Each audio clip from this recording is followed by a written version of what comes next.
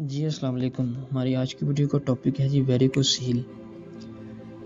ویریکوسیل کا مطلب ہے کسی چیز کا پھول جانا، فوتوں کی رگوں کے پھولنے سے پیدا ہو جانے والی گلٹی. ٹھیک ہے جی. ویریکوسیل ایک ایسا مرض ہے جس کا اگر بر وقت علاج نہ کیا جائے تو یہ آگے جا کے جو ہے میل انفرٹیلٹی کا جو ہے وہ باعث ہو سکتا ہے.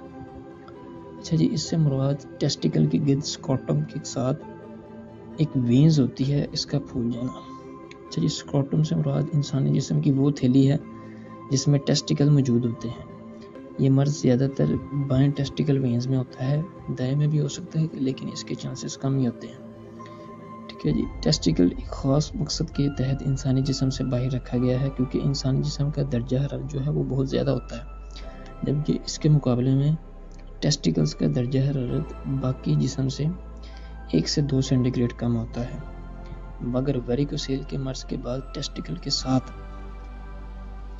جڑی وینز، جن کو آپ کہہ لیں پیمپنی فارم پلیکسس کہا جاتا ہے، ٹھیک ہے جی، ٹیسٹیکل سکروٹم کے اندر سپرمیٹک کارڈ کے ذریعے لٹکے ہوتے ہیں. یہ اوپر تصویر مینشن کی گئی ہے، آپ دیکھ سکتے ہیں.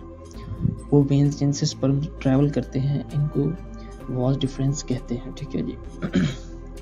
ایک وینز جس کا نام ہے ٹیسٹیکولر آرٹری، یہ خون ٹیسٹیکل تک لے کر آتی ہے. یہ خون واپس پیمپنیفارم پلیکسس ٹیسٹیکلز اور وینز میں جاتا ہے. ان وینز میں 1 وے وال سیل ہوتے ہیں جو خون کو واپس ٹیسٹیکل میں جانے سے روکتے ہیں. ویریکوسیل کا مرض اس وقت ہوتا ہے جب ٹیسٹیکل وینز میں موجود وال ڈیمیج ہوتے ہیں. ٹھیک ہے جی.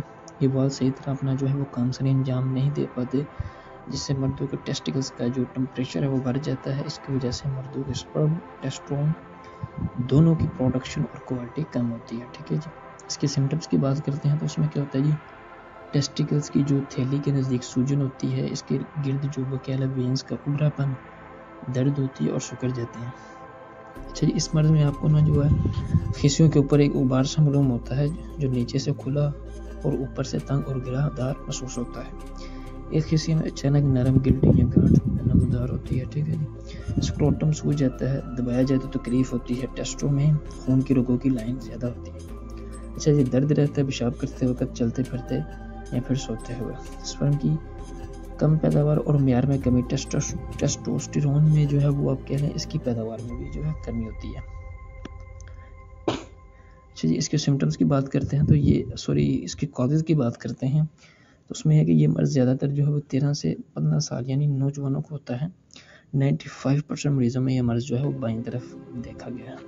اچھا، کبھی کبھی موٹے اور چھوٹے قد والے افراد اس کا جو ہے وہ شکار ہوتے ہیں. امراض جگر اور کبد بھی اس کے جو کہہ لے کازز ہیں.